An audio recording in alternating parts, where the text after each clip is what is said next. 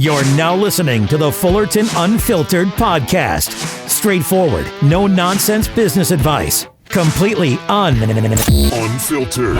Grow your business. Grow your life. Now, here's your host, Brian Fullerton.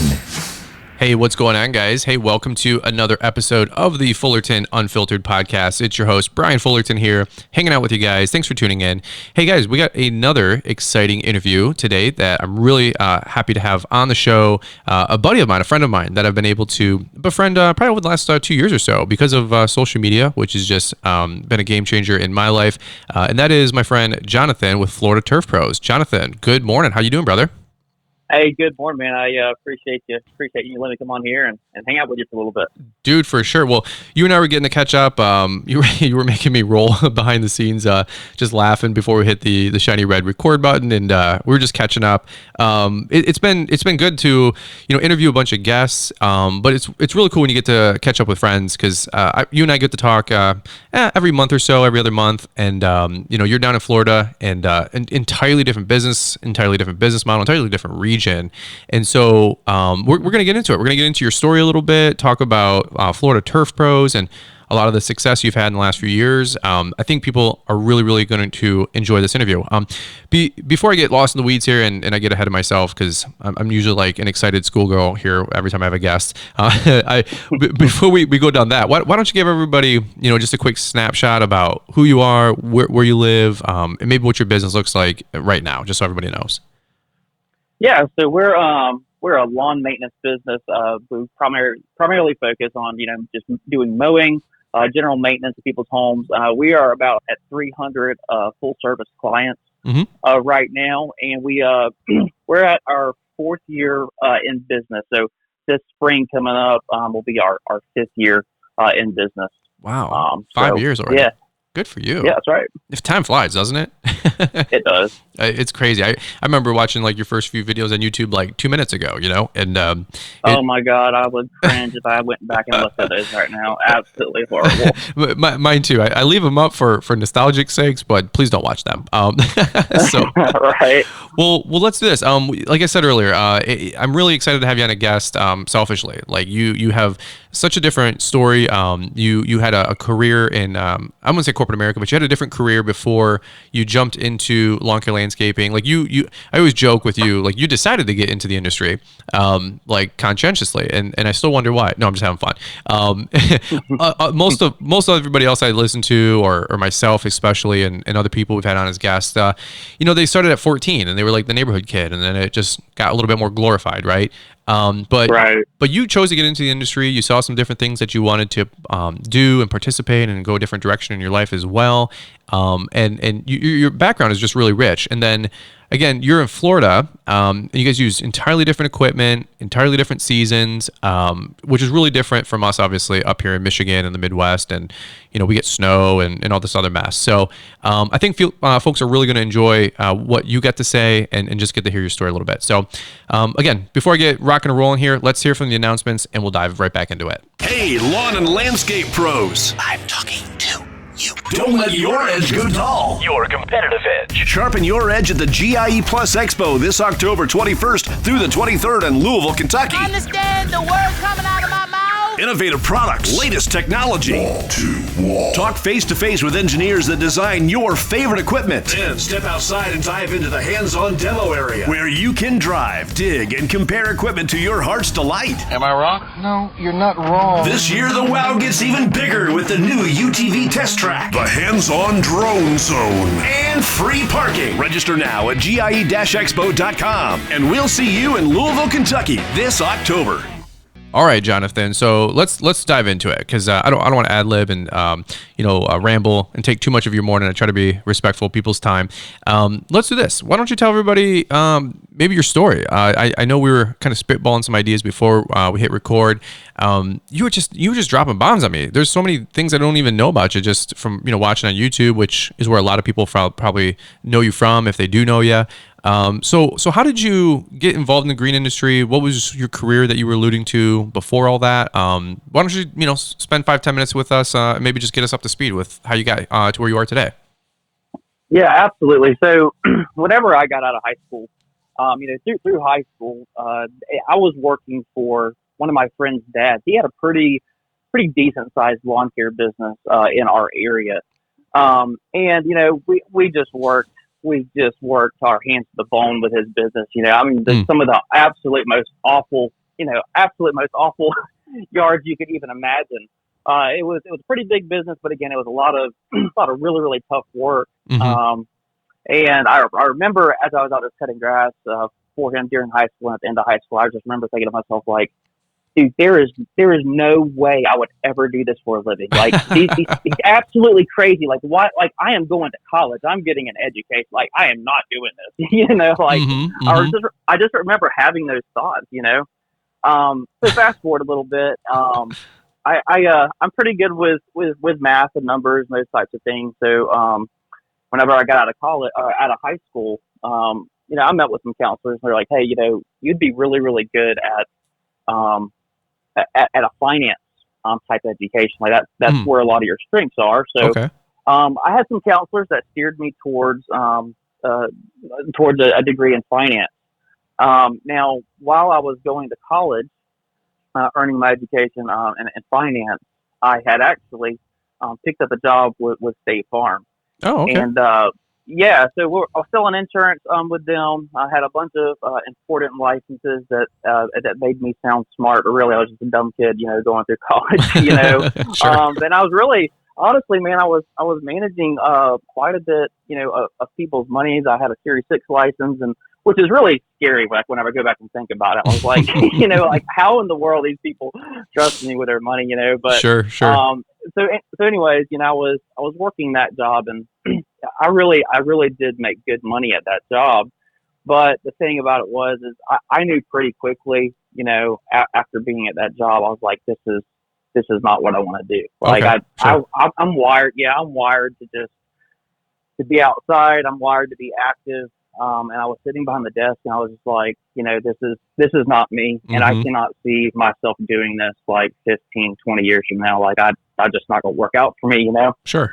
So I finished up my education, got my degree in finance, and started thinking about, okay, what else is there to do, that would be a good fit for me, because again, I'm kind of a type A personality, very competitive person. Like I like this, I like being involved in doing, and so I guess the opposite of extreme from like sitting behind a desk would be like to go into like law enforcement, right? Sure. So sure. that's exactly what I did. Okay. So yeah, so I actually went into law enforcement. I was originally hired with Fish and Wildlife to be an officer with them. My assignment was going to be down in South Florida, down in the Keys. And if I was a single guy, that would have been just absolutely perfect.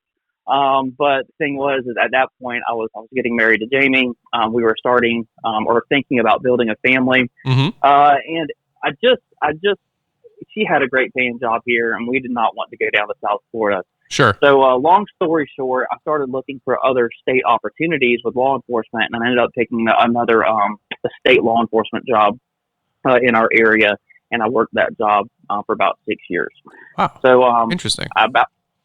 So went from, mowing grass in high school, saying I'm never going to do that again, to getting a degree in finance, going and working for an insurance company, then going into law enforcement.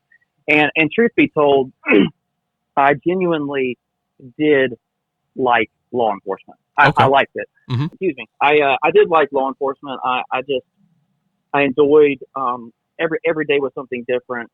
But, after about 6 years into it, again, I just had this feeling kind of come over me, like, I don't want to do this for 20 more years. Like, sure. I don't want to do it. Like, I have the utmost respect for all of our law enforcement officers. Absolutely. But unfortunately the pay is just not there. Right. For what the guys do. It's just the truth of the matter. Yeah. Yeah. Well, it's one of those things. Well, I was going to say, it's one of those things too, where we get so many folks that listen to the podcast that are, they're firefighters, right? They're, they're military. We had Eric Hernandez on from Cattle Lawn Care, and he's like like a C17, C130, I don't know, big cargo planes. He does that, professionally. And, they cut lawns nights and weekends. And, they have a lot of success going on with their business now the last, 2-3 years. So I love hearing guys, that firefighters, military, because there's so many, I call them weekend warriors. It's not a put down. Right. It's not a put down by any means. And in those particular professions, what I've seen is like a lot of that is shift work, and you do have a lot of extra time on your hands, so it works out perfectly. Totally, and that's where I love those guys that listen, because I'm like, oh, dude, like it's great money on the side if you do it right and you get lean and mean and you have the right equipment out there, obviously. So so let me ask you this: Did you always know that you were going to get back into the lawn care hustle, like you just said, or was it something you were doing part-time outside of law enforcement, or did you like cold turkey and then boom, FTP's coming out of the gate? Where were you on that whole spectrum? Man, it was honestly, it was more cold turkey than anything else. Really? Yeah, that's bold. Yeah, it was. I say cold turkey. I did start the business part-time by just mowing grass for some friends and families. Sure. But frankly, I wouldn't even call it a business. I might have had 7 or 8 people that I was just doing work for on the side. Again, just to kind of supplement my income a little bit. And just we were just needing extra money at the time. Sure. But after I did that, for a little bit, and I started really thinking about what I wanted my future to look like. I was really in a unique situation. I had our particular market was growing at the time. There's a lot of houses being built everywhere, but particularly in my market, houses were being built, and there just was not. And I say this at the risk of maybe some of my competitors hearing this in my market. Sure. And I mean no offense by this, but it's just from that time what I saw, there was nobody actively competing to just dominate the market. Like Gotcha. There were some people that had been around for a while. And they were just, they were doing well because they were the established businesses in the area. But they just had kind of put their businesses on autopilot. And I was like, you know what? Like, I can do better. Like, period. Like, I can do better. Like they're selling this entire market short. And I just felt like, you know what? I know how to do this work. Right. I have a good head on my shoulders. And our market's expanding. Nobody's actively competing for market share, for first page rankings on Google. Like nobody's out there going and trying to get that. And I just started to see this massive opportunity. And I said, you know what? Like I'm doing this part time, and I'm literally making as much money in one day as I am, in an entire week as a cop. So I said, you know what? Like all this, it's like this perfect storm just started coming together, and I'm like, you know what? Like I would not recommend anybody to go cold turkey. I would, say start this thing on the side. Like I'm not advising that at all, but sure. Again, like my situation was a little bit unique, and I had that much confidence. Sure. In myself, and then also in my market. So that's why we went cold turkey. Well, no, that and I appreciate you, being honest and candid too. Just share, because again, we were joking about this before we hit record on YouTube. You don't get to have these conversations on YouTube. Like that's just not the forum for it. Nobody really cares, And but on podcasting, I'm like, dude, I didn't even know. You were just saying, yeah, I have a background in law enforcement. I'm like, really? I'm like, I didn't even know that. And then I go, wait a minute. I said, that's why you're so firm and so business driven on your videos. And you're like, I don't like people give out bad business advice. And I'm like, and I could sniff out a fake a mile away. And I'm like, maybe that's because you're DEA. You know what I mean? And so, law enforcement has a way of getting in your blood, man. And I don't know. Are you a skeptic? First, I guess. Are you a skeptic by nature, or? Oh man, I'm optimistically prudent, I guess is the best way to say it. You're what are they called? What's the Reagan one? Verify or whatever. The observe and verify or whatever. It's like make sure you listen, but then also verify, fact check. I feel like that's it, man. You deal for 6 years of your life, with the worst of people. Like every single day that you go to work, you're dealing with the worst of people. So totally. you do become jaded at some point, and totally. But then again, it does kind of open your eyes to reality a little bit. So. So yeah, I totally see where you're coming from. You're like everyone's lying to me, but I'm just kidding. So yeah, no, right. I'm sure it wasn't that bad, but yeah, I'm just having fun. I like to keep it fun. So okay, so as we're going through this timeline, so you swore off for lawn care. You're like, I'm not doing that. That's for other people. You go through State Farm. You get a lot of business skills, which I know translates into a lot of your YouTube videos, which we'll handle all that later because you have a great social media presence. And so you were doing the law enforcement thing, realizing, this is not exactly what I want to do. I don't want to be wrestling people or wrestling alligators, right? Right. Maybe everything in between. And so then you have this idea of Florida Turf Pro. So help me understand a little bit more. So you're cutting grass a little bit on the side, helping make ends meet, and then do you get this vision for taking over your town, like you said, with Florida Turf Pros, and then I think your brother's involved with your business. I don't know if he still is, right? Or are you guys still partners? No, he was. He actually, after I'd been in business for about a year, he came in and helped grow our company to the next level. He has since moved away and is doing his own thing. Okay, cool. Central Florida now at this point. Okay, gotcha. Perfect. Okay, so did you always see as Florida Turf Pros being this new? So what was your mindset? Like, it seemed like you were coming out with a vengeance. You're like, man, I did the State Farm thing. I did I don't say thing, but you had that career. You had the law enforcement career. Did you just know, like, hey, if I'm going to do this, I'm going to do it big? Because I mean, your company's just growing, bursting at the seams. You have some great momentum. Where are you guys at now, and what's Florida Turf Pros doing? You guys maintenance? You guys landscaping? Maybe current update of where you guys are at. Yeah, so right now we're about at 300 clients, and we have 2 full-time crews that go, and that really does keep 2 crews, very, very busy. Oh yeah, 300 clients. In our particular market, Brian, it's the reason that we're able to do that amount of clients with just 2 crews is just we have a very unique market where we're targeting certain size homes that allows us to do more homes during the day. But yeah, we're at about 300 clients right now, and again, they're all full maintenance. Some of those are weekly clients. A lot of them are bi-weekly. I found in my market, you kind of have to offer both. Okay. But again, we're coming up this year. 2020 will be our 5th year in business. Okay. And so when you guys say full maintenance, do you guys do like pruning and, it's Florida, so I don't even know what question to ask, but I don't have a Florida business, but do you guys do like pruning, or what are you guys chopping, like coconuts off of palm trees? I don't know. Help me understand. That's what I imagine Florida. Yeah. So really, the base service that we offer is mowing, edging, trimming, blowing the property clean. And that is the standard base price that most of our clients, will sign up for. Okay.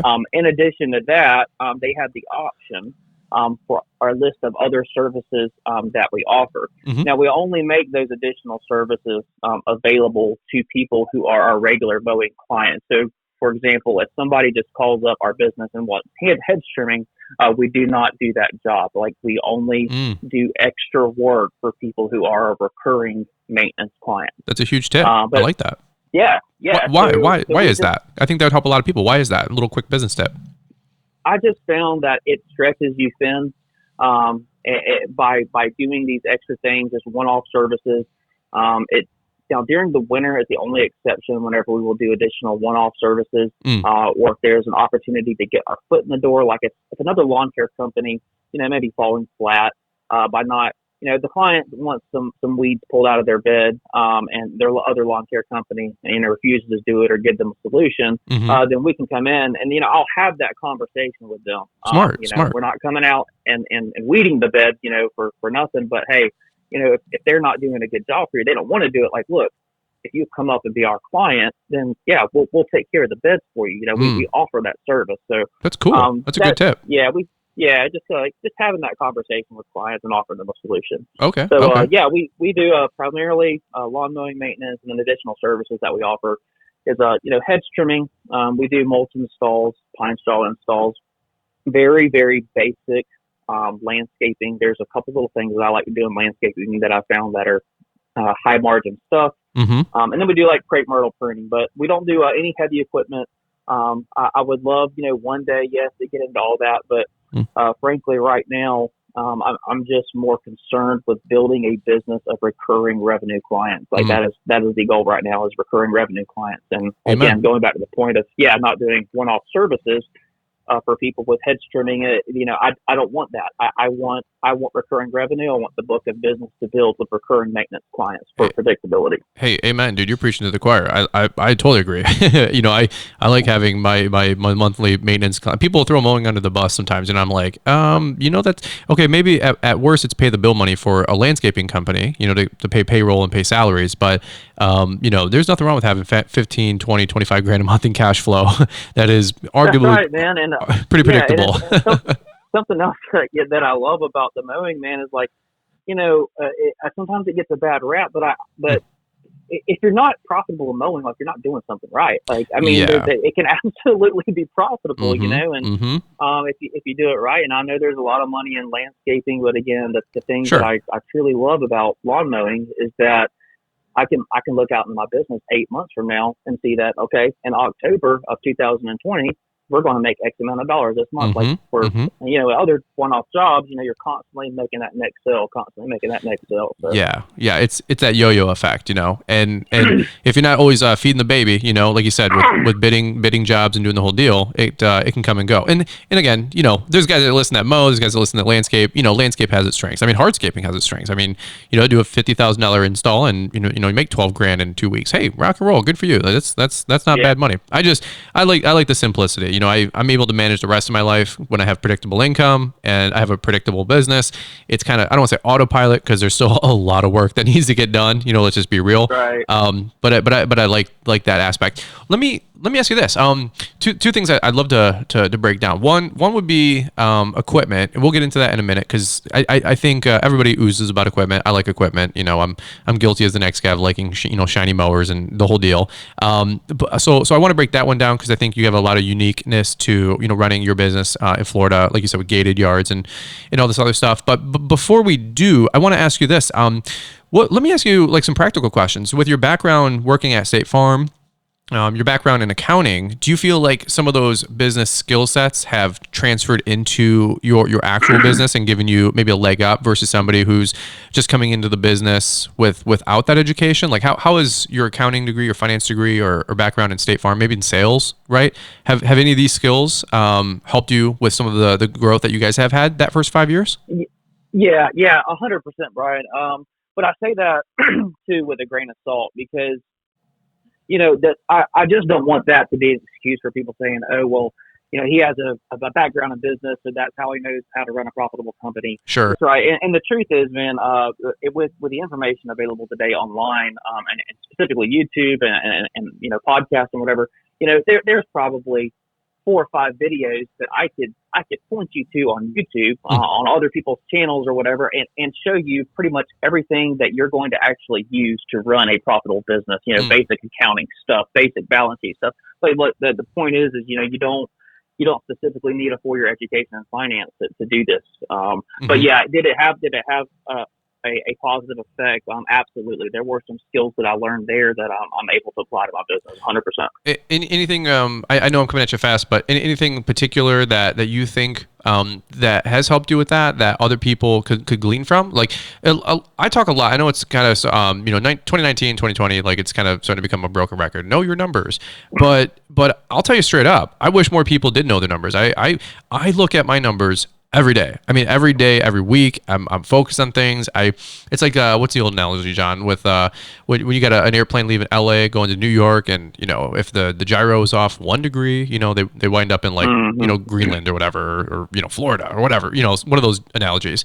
Well, I mean, that's how I look at my books. I was not heavy in the back office for the first 10 years, and I suffered because of it. And now the last 3 years, we've righted that ship, and it's an aircraft carrier. Even at my small business, my large business, my small business, I call it. It takes time to turn that boat, So what's some practical things that you notice that you've seen on your YouTube channel, like for example, that people might give you feedback on? What's getting the most feedback out there that you think has been helpful, like P&Ls or budgets or not, anything like that you can relate really quick while you got it? Honestly, man, if I were to steer anybody towards, something that they need to get a hold of in their business, from a numbers standpoint, if there's one thing to take away, it would be you need to know what you are making per hour on the job site, and that's very, very easy to calculate. Okay, and a lot of people get bogged down with, okay, well, I went out today and I made $500 today, and it took me this long to do it. I worked for 8 hours, and that's however much an hour.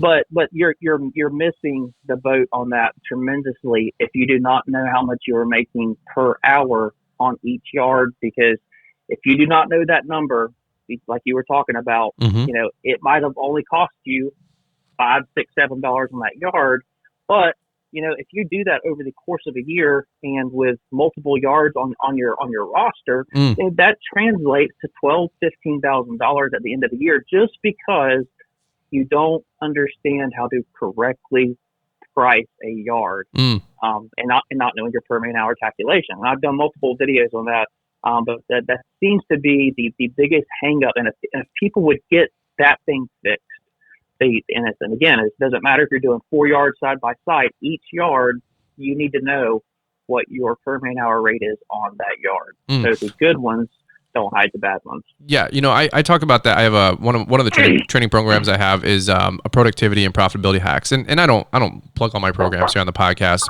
but they're incredible if you haven't listened to them. So one is the productivity and profitability hack. I talk about that at length. I have like 6 or 8 tips in that video, and one of them is like, you got to be knowing what you're making on your lawns per minute. Like, is it $1 a minute? Is it $1.50 a minute? Is it XYZ? Like, here's how to factor in some of those numbers, some of that overhead cost. And honestly, that was fundamental, but it was enlightening to me because I didn't know that 4 or 5 years ago. Like, I call it Brian's Lawn Maintenance 2.0 is kind of when I jumped on YouTube, but the last 2-3 years has been like Brian's Lawn Maintenance 3.0 with the new trailer, the new truck, and my business has been a metamorphosis. Like, it's not even fair. It's not even the same thing it was 3 or 4 years ago.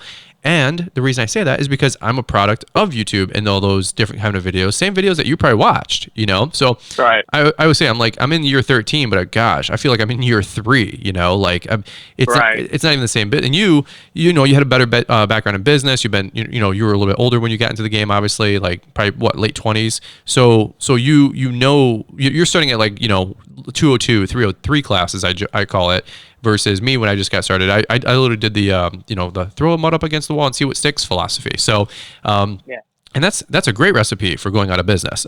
And so, if I wasn't single and living at home, that that probably would have been the case. And then go ahead.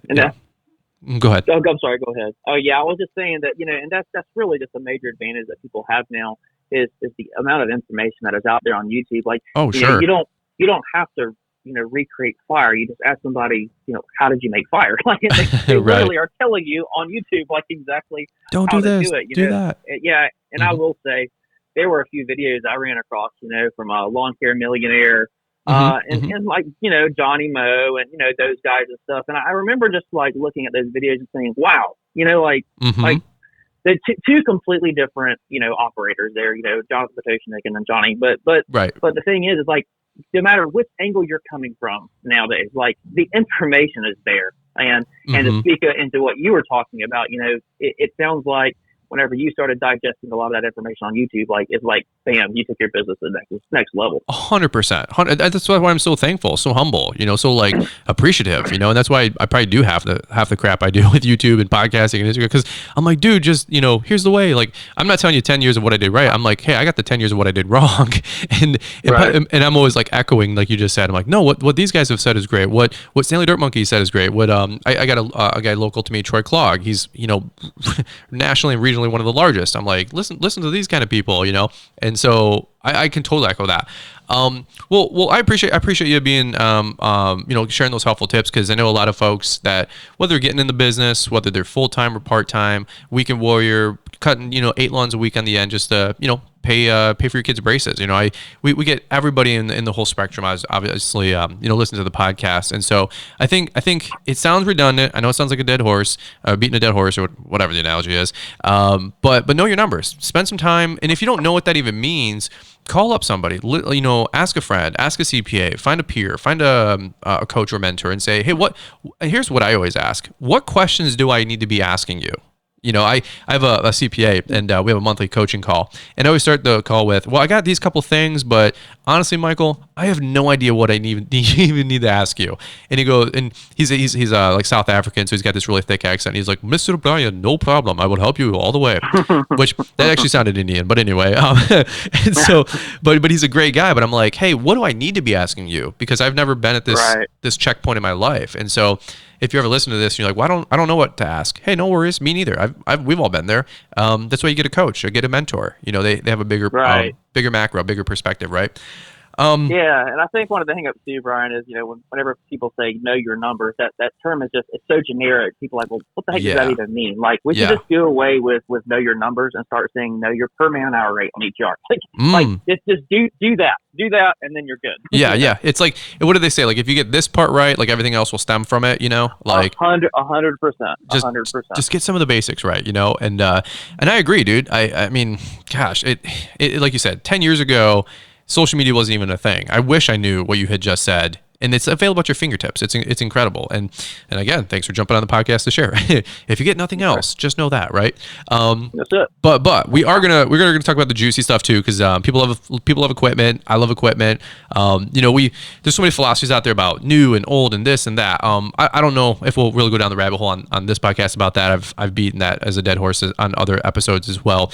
But that being said, I do want to talk to you about your equipment, because you have some of your most popular videos on YouTube are about your unique truck and trailer setups, the equipment you choose to run, what equipment you choose not to run, which is actually really unique. And just these big 60-inch zero turns and all this other stuff, and mowing Kentucky Blue, and all these big mowers that we use up here sometimes don't translate to some of the urban environments, some of the cities, some of the different subdivisions across America. I've come to learn. And so my worldview's changed. So what do you guys use for, this is probably a good 10-15 minute we can plant it here. But what's some of the stuff that that you guys use in your market that might be a little bit more unique, or what kind of equipment are you guys running with right now? Yeah, so what you touched on, with the big zero turn mowers, in my market, and particularly for the type of clients that I like to service, that type of mower, it just does not translate well. It's a little overkill for the size yards that we do, and then also, believe it or not, like homeowners, like with small residential yards, like they have this disdain towards like big mowers. They're like, even if the smaller mower that we're running is like nearly just as heavy as that 60-incher, like if they see a smaller mower, like it is a better perception, and that is a real thing, man. Because I have a lot of people come out. Oh, I'm so glad that y'all use those mowers and don't use them big zero turn mowers. And I'm like, this is a zero turn mower, and it's just as heavy as the other one. But it's just the perception is a little bit different. But yeah, so we're running standards. Is what we use. Standards meaning stand on mowers. And our bread and butter, our wheelhouse is the 36-inch standard. Okay. Again, because we target quarter acre size lawns, and again, the reason that works for me in my market is that with aggressive marketing, you can stack those houses on top of each other in neighborhoods. Sure. And those mowers they really fit the bill perfectly for what we're doing. And to that point, a lot of times, I feel like I will see people, they will buy equipment they would buy too much equipment in the beginning. Totally. And the fancy terminology would be return on assets. But what you're wanting to do is whenever you have an asset such as a mower, and let's face it, like whenever you're getting going, $7,000,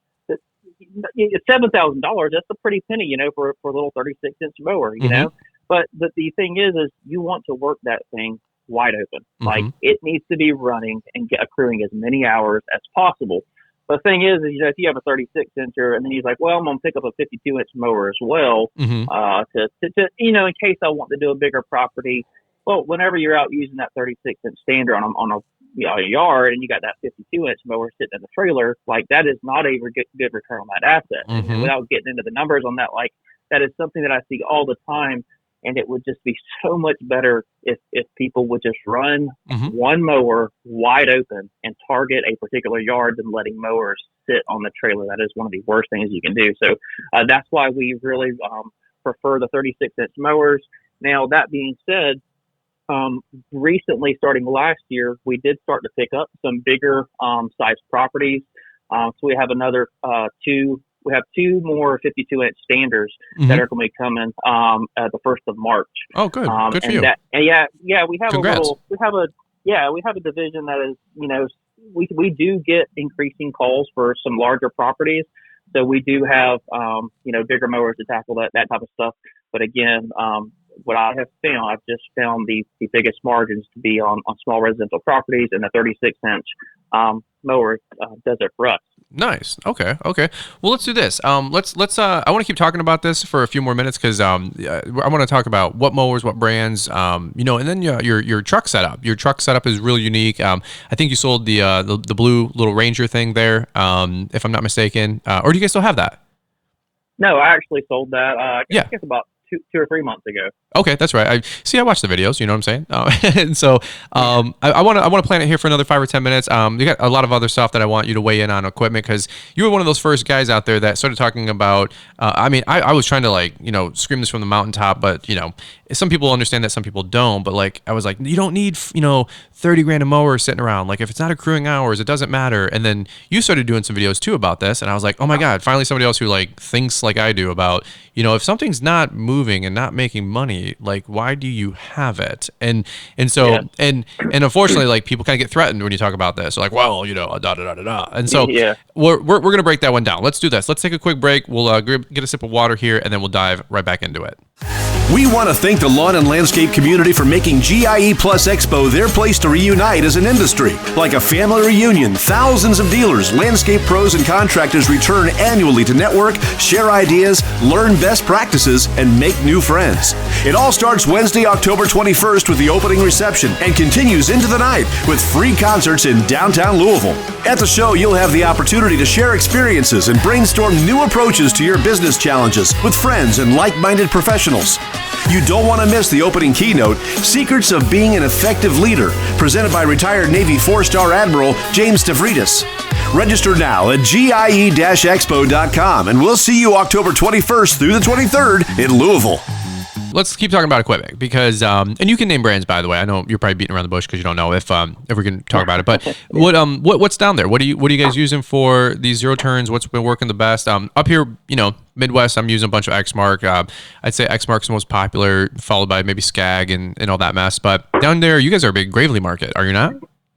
Yeah, we're starting to see more Gravely. Frankly, there wasn't a whole lot of Gravely until, and I say this at the risk of sounding silly, but I feel like whenever our business started using Gravely, then all of a sudden, I just started seeing Gravely everywhere in Florida. Here. Yeah, sure. I really think that people kind of pick up. Oh, well, that guy's running that. Maybe that's a good mower. They're doing okay. They're using that mower. Hey, that works, man. That works. Yeah, so Skag is a big thing here. Exmark is a big thing here. Okay. And we have all the major all the major players just like anybody else. But in particular, my dealer, he lives about a mile from my house, and he stocks Gravely. Cool. He stocks Skag, and he stocks Exmark. So I really kind of had my pick there. Mm-hmm. And I demoed pretty much all the standards there, the Skags, Exmarks, and the Gravely's. And I just settled on the Gravely, and you're going to laugh at me, but number one, I really like that bright red color. I think it looks really, you know what? Everything I have is red, bro. Everything I have. My underwear is red. No, I'm just kidding. Yeah. But the truth is, Brian, is that, all those mowers nowadays, they just do a great job. And I think that kind of people get, very defensive about, this mower is better than that mower. But frankly, I could have picked up a Skag and done just as good, or an Exmark. But I will say that the Gravely 36-inch mower, the Pro Stance, that is what we've run. And I will say that I have been thoroughly impressed with that mower. Cool. Yeah, it's very, very intuitive to operate. The handles are very, very smooth. All the feedback from the guys is really, really great. One thing that I am not super happy about, the thing that I really liked about that mower was how quick it was to make the height adjustment. The cut adjustment with the mower, Yeah. and they had a wheel for doing that, and it was super quick to do. I thought that was just a fantastic feature that nobody else had. Mm-hmm. And I hear now that they are doing away with that and going back to the regular pin system. So I'm like, why are y'all doing that? You know, There's the feedback. But, it's unfiltered. No, I was kidding. yeah. I really wish that they had not went back to that, because it really was a great system. Apparently, they're having some problems with it. I never had any problem with my particular mower, but I wish that there was a way that they figured out how to make that work, because it really was an awesome system for quick adjustments. The Gravely mowers are great. They're really good people. All the Aaron's family, Gravely people. We've done some stuff with them in the past because with YouTube. And I'll be also honest though. I just don't feel like the Gravely mowers cut the best up here for my grass. Like not throwing them under the bus, but I always tell people. Demo, because you gotta figure out what equipment works best for you and your grass type, and for whatever reason, and I'm not making any claims, but not here to be rude either, but the Gravely just didn't cut the best up here. It was leaving a few stragglers. Good, it was a good cutting deck. It just didn't give me that same stripe that an Exmark did or a Skag did up here. And so I always tell people, like, just because your favorite YouTuber buys a mower or a trimmer or whatever, like, you still got to do your due diligence. Like you said, you demoed all three standards, right? And you got to put some time into the equipment you buy, especially when it's $5, $7, $10, $12, $15,000. So that's right. Yeah. I can't, yeah. And go ahead. Well, I was going to say, I can't talk about equipment without putting a little asterisk there, so I don't get, nasty emails, people saying, well, da. I'm like, well, did you demo it? Yeah. No. Well, then, shame on you, but anyway, not getting in anybody's face. I'm just saying, demo the equipment, figure out what brands make sense for you and your grass type. But anyway.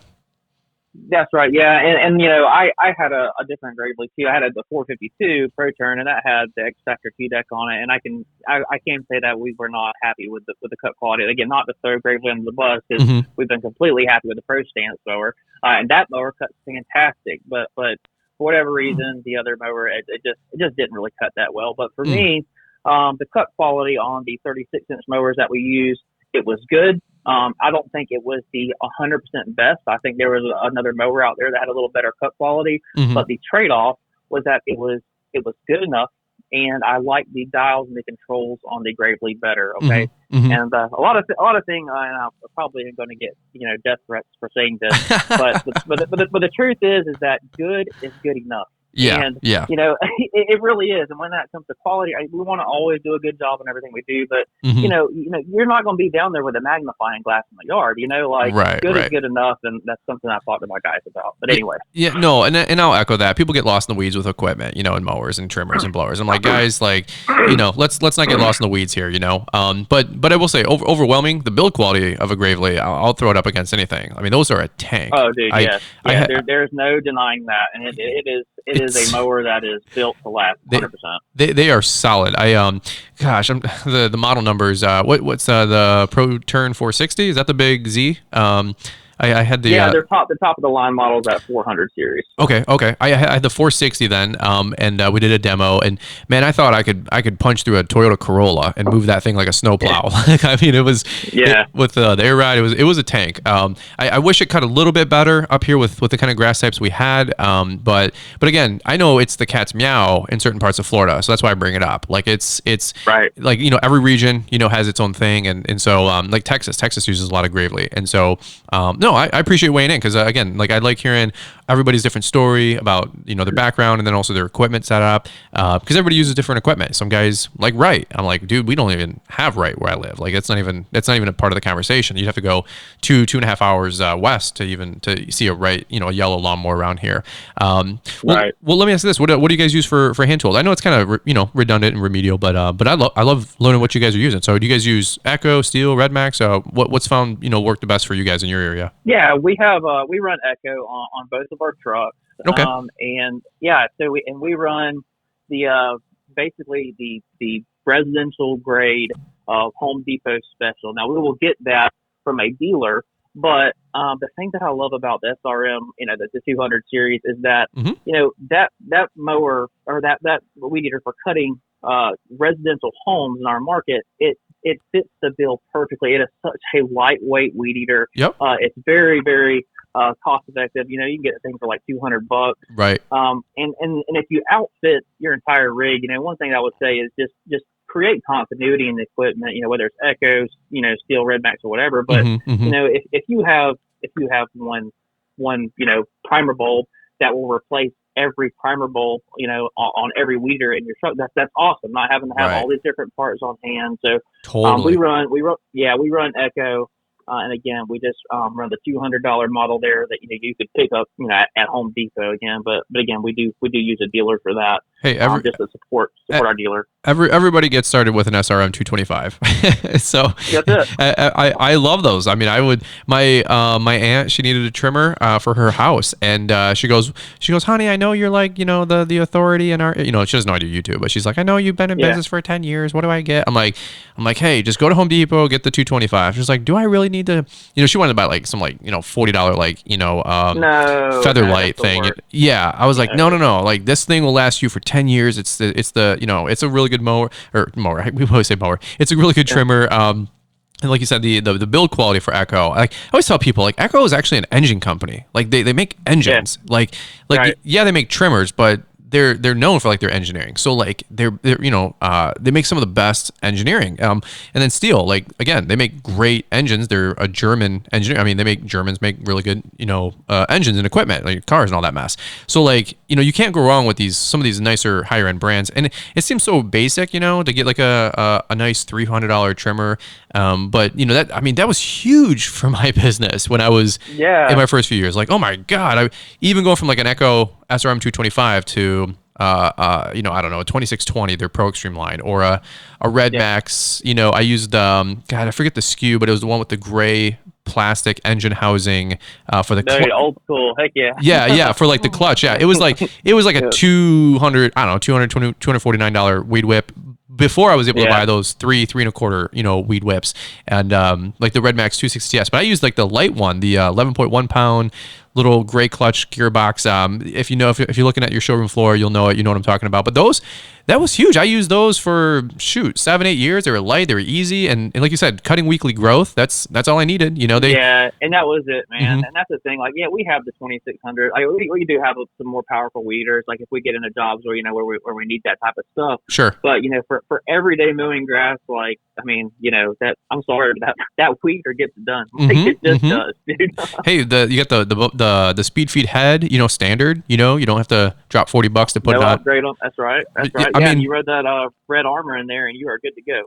Dude, that's what I'm saying. Like I sound such a dork, you know, because I get so like I said, like an excited schoolgirl over the basics. But I know, you know, there's everybody listening to this, and if you've never you know, got started with an SRM 225, I don't know if you've officially paid your dues, you know. So and that's the kicker about that, man. Again, is like we have access to ridiculous weeders, dude. Like we really do. Right. But the guys, whenever they are given the choice, they pick up that 200. They pick it up because it's light, and that's why they pick it up. And you know, if I don't know if you can relate to this one, but have you ever given an employee a more powerful weed whip, and they always just seem to run it at full throttle? They don't feather it. Yeah. It's like we've run into that. Yeah, and then they just shred the bottom of like a vinyl house or even brick. You know, they're just. Some of them weeders will knock out the brick. Yeah, I'm like, how are you removing that much brick? Or we have a lot of wood fences and stuff too. You know, I don't do a lot of gated backyards, but some of them butt up to neighbors. You know, have wood fences and or like you know, little posts for sidewalks for crosswalks and all that mess. And I look at the bottom after a season. I had an employee once. I didn't like really keep tabs on him, and dude, he like shredded the bottom of a fence with one of my more powerful weed whips. I'm like, what are you doing? He's like, I'm just full throttle in there, man. I just, you know, jam the head in there. I'm like, oh my God. I'm like, you sound like a 19-year-old, just, you know, full send, right? Oh my God. And so the neighbor comes out. She goes, what do you do about that fence post? I go, easy. I said, we'll just flip it upside down. I said, we'll put the thin side up, you know, up top, and we'll just cut out some new grooves. She's like, she looked at me like I was serious. Then I said, well, as long as it wasn't dog-eared, you could do that. Well, I said, well, hey, we'll get some fence armor, fence posts, and you'll be good to go. She's like, what's that? I'm like, I have a video on YouTube. It explains it. No, I'm just having fun. So anyway, okay, well, hey, this dude, it's funny. This is such a time warp because we would have been going for 50 minutes, But I want to transition and maybe talk to you for maybe 10 or 15 minutes about YouTube. I know it's so weird. We always bring up like YouTube and the phenomenon of like, lawn care videos and all this stuff. But there's so many people that have came before us, so many people I know that'll come after us. So maybe if people are listening to you in this interview, they if they do know you, they probably know you from YouTube, and you have a really good channel going on. I wouldn't say that you're trying to get 100,000 subscribers and, probably trying to do exactly what I'm doing with like, being out front and, making content every day and all this other stuff. But you do have a really good channel. You have a really good thing going on. Some of the videos you make, like you said, they're not overly like, sensational. They're not overly fluffy, and you have those, but your channel, I would say, is you're really known for a lot of business advice and business mindset and practicality. Right. And it's not like that. It's rocket surgery, as I call it. That's available on your channel, but just really simple stuff. You have a really good way of breaking things down, keeping it simple. You're a good communicator and you have really good analogies. And I think a lot of folks really, really enjoy watching your content.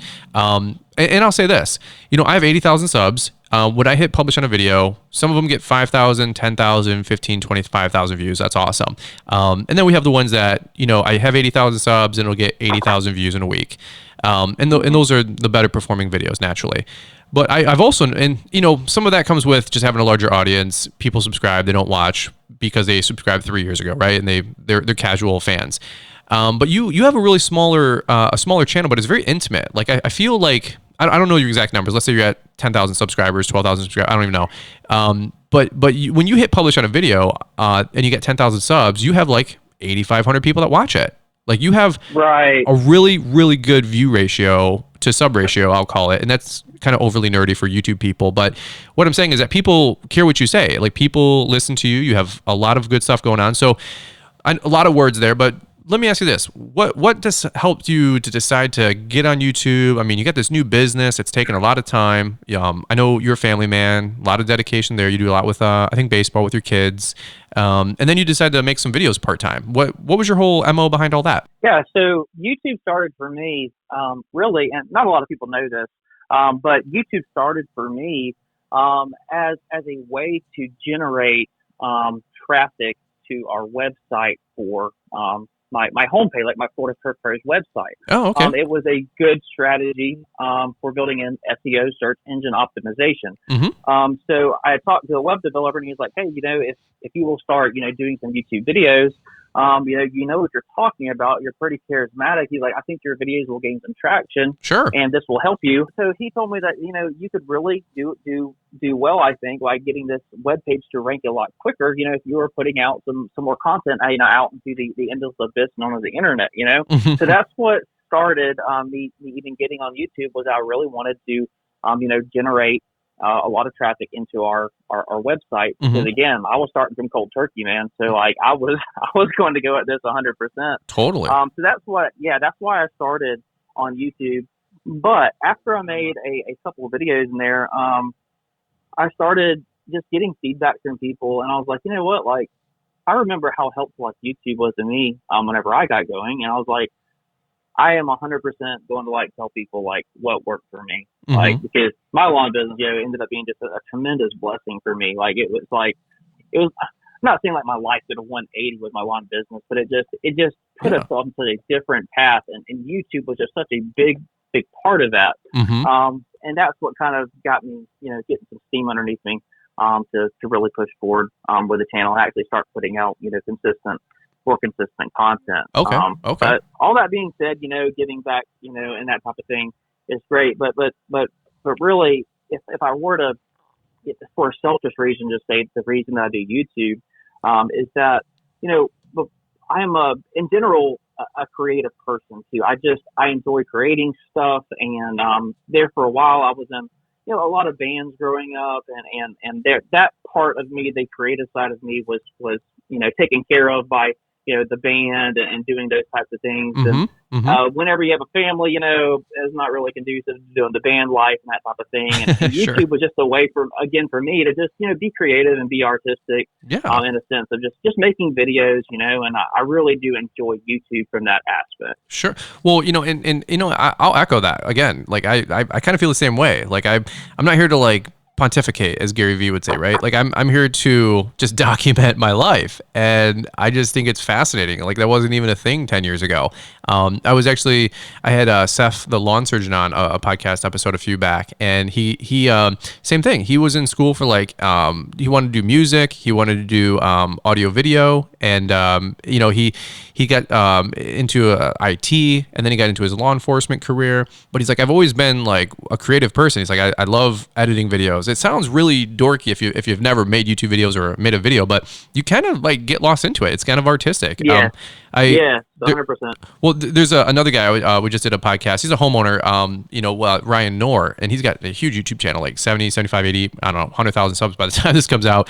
Hopefully I'm still ahead of him in the sub count race, because we're neck and neck to 100K. So, but his videos are just like Casey Neistat, Peter McKinnon level. Like he's went full time doing YouTube. He's made a business out of it. Of course, giving tips about homeowners and how to have a healthy lawn and all this mess, and just great videos, great storytelling, great everything. It's like this. He's like, I've always been into videography. I've always been artistic, and he just it's turned into a hobby that's kind of turned into a business, but it's just a hobby. But it's it's what you can do in 2020, and he loves doing it. And so I'll totally echo that. I think some of the videos that you put out are selfishly some of the best kind. Every time you put out a video, I'm like, more Jonathan videos, please. Like, Yeah.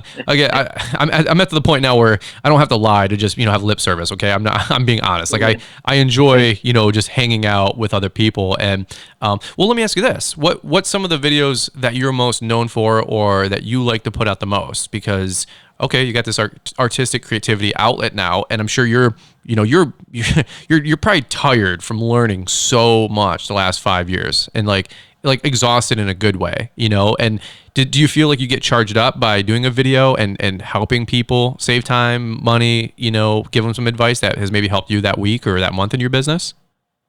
Yeah, absolutely.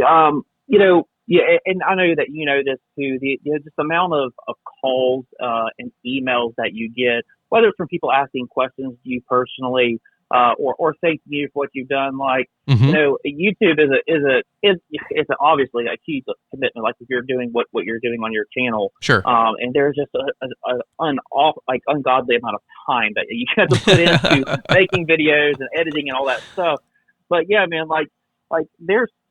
Everybody says, yeah, oh my gosh, I really appreciate your videos. They really helped me. But dude, there's been a few people that like I've had, intimate phone conversations with. Sure. And 100%. I know that some of the information that they gained, from some of the videos and just chatting with me, like, has turned their life around 100%. That's so cool. And that for me, dude, that's like you truly, as cheesy as it sounds, you truly do feel like you've had an impact on somebody's life. And for me, that's kind of like the gas, in the engine to keep it going. Yeah. Well, like and that's probably why you're one of those guys that wants to pay it forward, Well, while we're doing this podcast, I got my note in front of me, or my phone in front of me. I'm trying to take some notes as we go, and have a good question to ask you and all that mess. And I had an email come through just now, and the lady's like asking me a question about Yard Book and some invoicing, and she inherited a business. I mean, literally like 10 seconds ago, she inherited a business from her grandfather who passed away unexpectedly. Her husband's taking it over. She's doing the back end. She's like, I've been watching all your videos, like binging the last 40. She goes, it's incredible that you put this content out. I Googled software, YouTube, you came up. I've been watching your playlist on Yard Book. And she's like, she had like a couple quick questions about how I do the charge card on file thing and the invoicing at the end of the month. And because he was old school, he did, paperwork, he's probably an older guy if he, unfortunately had some life stuff go on and passed away. And so she's like, and then I respond. I mean, that's the crazy thing. Like, she's like, I can't believe you responded. Like, even like, I get that all the time. I can't believe you respond, or shoot me a DM back, or I'm like, dude, I'm totally accessible. Like I don't know if that can go on forever. If you get a couple 100,000 subs, and I'm still doing this part-time and I got my traditional business. Like, I do my best to literally tell everybody, be patient with me. I'm not anything fancy or special, but I mean, my channel gets 100 comments a day. Like, I put out a video, it gets 300 comments. Like that takes a half hour to go through because I read everyone. I try to answer everyone. You know why, John? Because they took the time to ask. I'm going to take the time to respond because I appreciate people. I do appreciate the support, and it's not about dollars and cents. It's about making people's life, better. And like you said earlier, saving people some headaches, man. So you think a lot of your business videos have helped out the most? What's some of the nitty gritty videos that you like to talk about the most on your channel? I know you're a big marketing guy. Great videos on marketing, especially this time of year. I really just think that understanding how to get your phone to ring, like that is such a major, and it gets overlooked, in the equipment and the excitement of getting the business going. Right. But that's why I tend to, there's a lot of good information out there on YouTube about equipment and reviews and those types of things. But I feel like, some of the content that I can really help people with is like, this is the X's and O's of how you get that phone to ring. Because at the end of the day, like you have to have the phone to ring. And that's why I'm pretty passionate about marketing, route density, those types of things. And then also I'm pretty passionate about just understanding some of the basics as far as the numbers go of your business. But I'm very careful, on the channel to not dive too deep into numbers and those types of things. Because frankly, you will lose 99.9% of people if you go into that. Yeah, so, it's not the sexy topic. You kind of use the, you just kind of use the 80-20 principle, like just give them like, the information that is going to have the biggest impact and that is the easiest type to digest. And that's what I kind of steer. Most of the numbers side stuff too is just, stuff that's pretty basic but has a really big impact, as well as the marketing stuff. Well, sure. And by the way, just to piggyback off what you said, it kind of really relates to equipment. Like it's a great start. It's not the finish when we talk numbers. Get a payroll company involved, get a CPA, get a fiduciary, get a financial advisor, get these other people. And Robert Kiyosaki talks about build your team. It's not just you and your wife. You have to have, hopefully, a good accountant, hopefully, all these people that would help accentuate what your business is doing. And that takes time. Yeah, absolutely, man. Yeah. And to piggyback again off what you were saying is that, even with my background, and my education in finance, as much as I know about that, I outsourced that to an accountant, and we actually took college classes together, and I will tell you that she was way smarter than I was, like 100%. So you know what? I started my business, and I have a really good grasp of my numbers, man. I really do, and I could do the accounting. But the fact is you know what? Like she's an accountant now. Like she specializes in that type of thing. So I go there and say, hey Heather, work your magic. I'm going to pay you X amount of dollars, and just take this off my plate. Well, I've always heard a professional save you way more than what it costs to hire them if they're a good professional, right? 100%. Like I don't know what kind of witchcraft she does, dude, but she helps out every year. Fast forward 5 years, Fox 2 News at 10, Florida Turf Pro. Yeah, I'm just having fun. Well, I mean, my CPA is not cheap. I mean, it cost me half of what my first car cost me, and but you know what? He saves me multiples. So I'm like, hey, I appreciate you. I send him a Ruth's Chris Steakhouse gift card every time after he's done doing my taxes. On like April 17th, standard order. I send my guy a $150 steak gift card to a steakhouse because I'm like, hey, I know you're tired. I know you're done. I know you have extensions still, so you're not done. But at the same point, go to dinner, go hang out. Like, remember, yeah. And he's uber successful, and I'm like thankful that he even does my taxes at this level. But anyway, I always joke that appreciate your professionals, man. They are vital, and I didn't know that 10 years ago. I didn't know I should have people help me out. So. Yeah, it's funny whenever I go and see my accountant now, Heather, it's like, she's like, I joke around with her and say, you were the A student, that's why you're here doing my taxes. She said, yeah, you were the C student, but you're making 5 times what I'm making. It's funny how that works out. Well, the A students work for B students and C students own the company, right? That whole. That's right. Right. I one day, yes, I hope to have the Lamborghini that says, drop out on the license plate, right? One of those, and something like that. And then, but my accountant's like, anyway, he's way more financially successful than I am, but that's a whole other story. I'm not playing that game. I don't don't get lost in that competition. So, but anyway, no, dude, hey, believe it or not, dude, like that's already an hour. Like I don't want to impede on your calendar. I really try to be respectful of people's time. I feel like guys like you and me, dude, just having a casual conversation, you and I could probably talk for 3 hours, just to be honest. There's talking shop, talking business. Maybe if you're around summertime, maybe we can get a mid-season update and see how things are going with the new mowers, how the business growth is going in 2020 after the pandemonium of the spring and summer rush that we all go through. Are you ever opposed? You want to jump on again and maybe we can have you as a return guest? Yeah, man, absolutely. Okay, cool. Yeah, I know when we were first doing this, she's like, "What are we doing? A podcast?" She's like, "I've never told my story." I'm like, "It'll be fun. It'll be okay." so we're having some fun. But hey, before we sign off, I always want to, two things. Open mic. Number one, where can people find you if they want to go more down the Florida Turf Pros and rabbit hole and get to know you and your videos? And then number two, if you got the Jonathan and Florida Turf Pros of 5 years ago or 8 years ago listening, or maybe somebody who has got your background, maybe they're professional and they want to enter into the lawn care community or the lawn care industry, I should say, willingly. I fell into it. You chose to get into it. Any last minute tips, about business or finances? Or just having faith and working hard, anything like that, all the above? Yeah, man. So if anybody wanted to learn anything else about the lawn care industry and wanted to check out anything that I had to say, the best place to find that information is going to be just on YouTube, our YouTube channel, Florida Turf Pros. Okay. And that's you'll get basically the business, the number side of things, and some marketing stuff is what we're heavy into over there.